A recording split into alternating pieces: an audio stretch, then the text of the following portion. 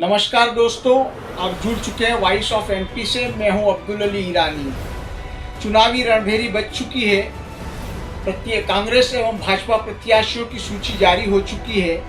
सभी उम्मीदवार ताल ठोक कर मैदान में हैं। ऐसे में हम लोग शहर का संग्राम के तहत अपने कांग्रेस और भाजपा के प्रत्याशियों से बातचीत कर रहे हैं और जानते हैं कि उनके दावे क्या है, उनके वादे क्या है, वो किस रणनीति के तहत चुनाव लड़ रहे हैं। हमारे साथ मौजूद है वार्ड नंबर 18 से कांग्रेस प्रत्याशी श्री राकेश जी सोन, जो कि पत्रकार भी हैं। आइए जानते हैं उनसे कि वो चुनाव लड़ रहे हैं तो किन मुद्दों पे चुनाव लड़ रहे हैं। राकेश जी नमस्कार। जी नमस्कार। सबसे पहले तो भाई साहब एमपी का धन्यवाद कि उन्होंने चुनावी संग्राम शहर संग्राम का जो कार्यक्रम शुरू किया और एक एक उम्मीदवार से जाकर उनकी बातें पूछ रहे हैं। जी, वार्ड क्रमांक 18 हमारा अनुसूचित जाति वर्ग के लिए आरक्षित है। वो करीब 15 से 20 साल से उपेक्षित क्षेत्र है। इस क्षेत्र में भाजपा के करीब 3 से 4 पार्षद रहे।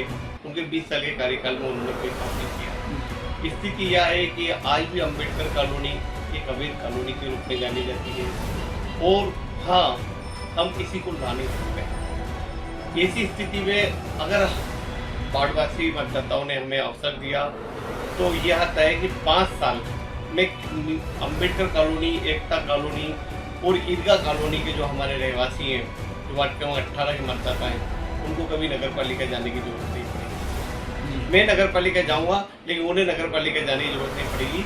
उनके सारे कार्य घर बैठे होंगे, चाहे वह नल कनेक्शन का मामला हो, चाहे वह राशन कार्ड का मामला हो, चाहे वह आय जाति मूल निवासी प्रमाण पत्र का मामला हो, चाहे वह मजदूर डायरी का मामला हो और चाहे वह शासन की किसी भी योजना का लोन प्रकरण से लेकर हर काम उनके घर पर होंगे।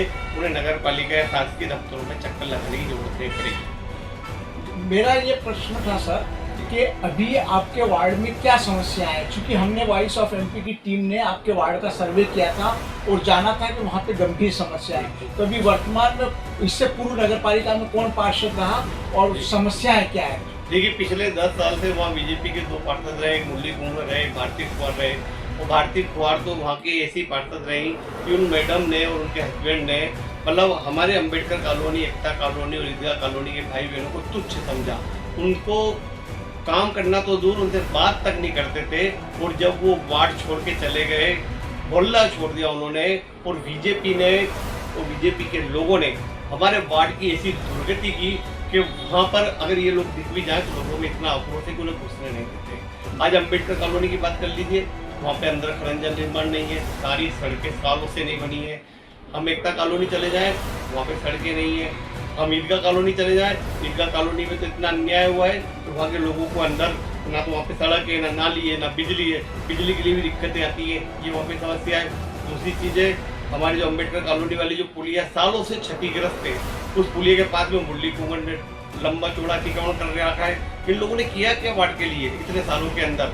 और जी हाँ, और इन लोगों ने इतने साल में कुछ नहीं किया और वहाँ पर हम छोटे छोटे कामों के लिए हमारे लोग चक्कर काटते हैं दफ्तरों में, जबकि ये सारे काम तो वहाँ पर घर बैठे हो सकते हैं। आप इतने गंभीर आरोप लगा रहे हैं, लेकिन मेरा ये कहना है कि आने वाले समय में यदि आप चुने जाते हैं तो आप क्या काम करेंगे वहाँ विकास के लिए? आपका क्या एजेंडा रहेगा? देखिए, सबसे पहला हमारा काम रहेगा कि अम्बेडकर कॉलोनी, एकता कॉलोनी और ईदगाह कॉलोनी को हम अवैध कॉलोनी से उठाकर वैध कॉलोनी बनाएंगे।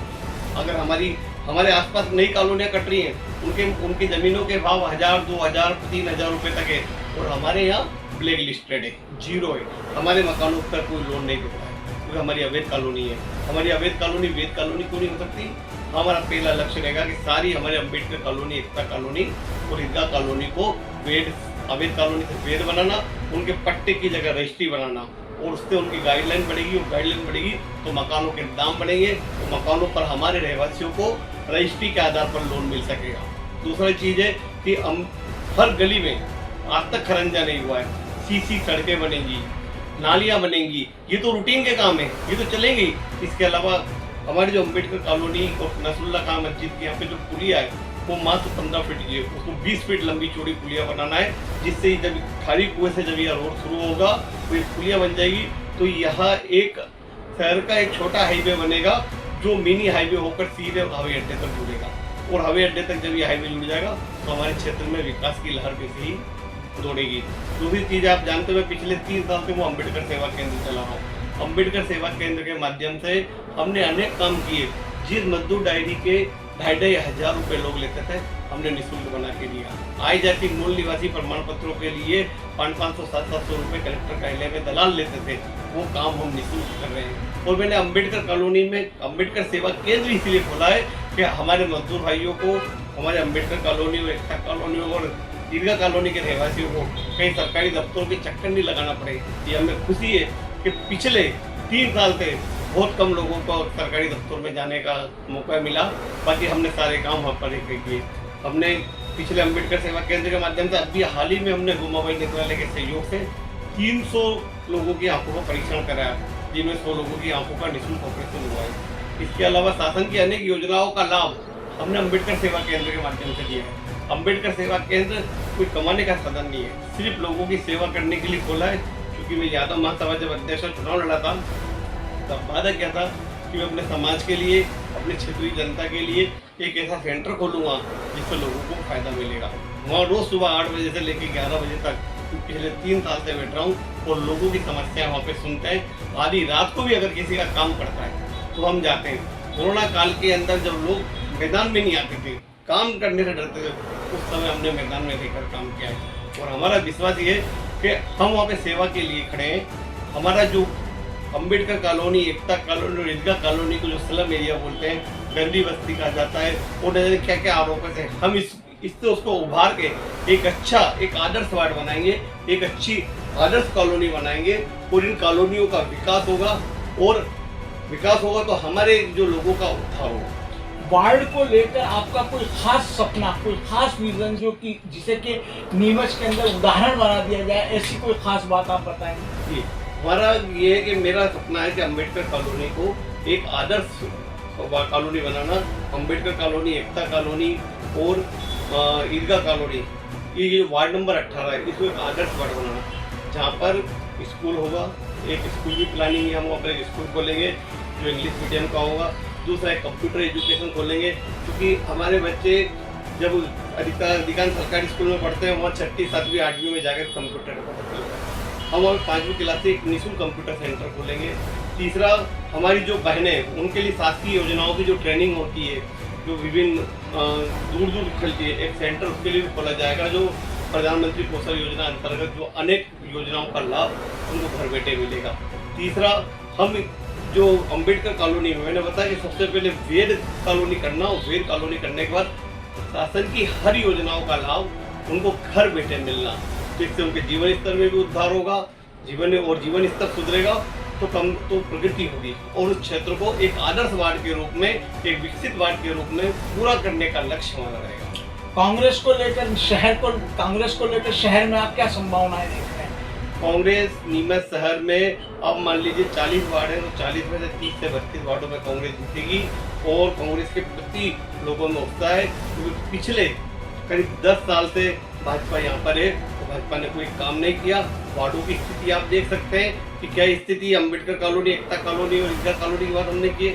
आप गली मोहल्ले में चले जाइए, लोगों के काम नहीं होते। पिछले 5 साल गुजरने के बाद 3 साल में इनके पार्षद झपटे तक नहीं है। और नीमच शहर में भाजपा के अंदरूनी झगड़े के संबंध में हम नहीं कहते हैं, लेकिन विकास के नाम पर हुआ क्या है? कुछ नहीं हुआ है, 0 बट्टे सन्नाटा हुआ है लोगों के पास।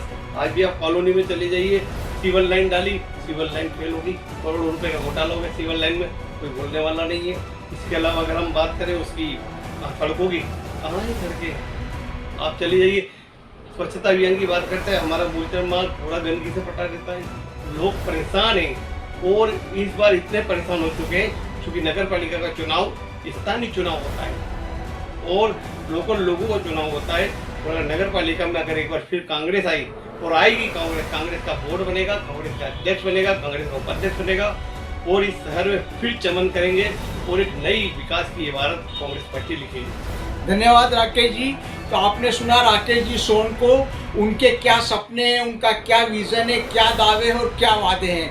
वे अपने कॉलोनी को, अपने जो वार्ड है उनमें जो कॉलोनीज है उनको आदर्श कॉलोनी के रूप में डेवलप करना चाहते हैं और विकास की गंगा बहाना चाहते हैं। वॉइस ऑफ एमपी के लिए अब्दुल अली ईरानी के साथ अंकित यादव की रिपोर्ट।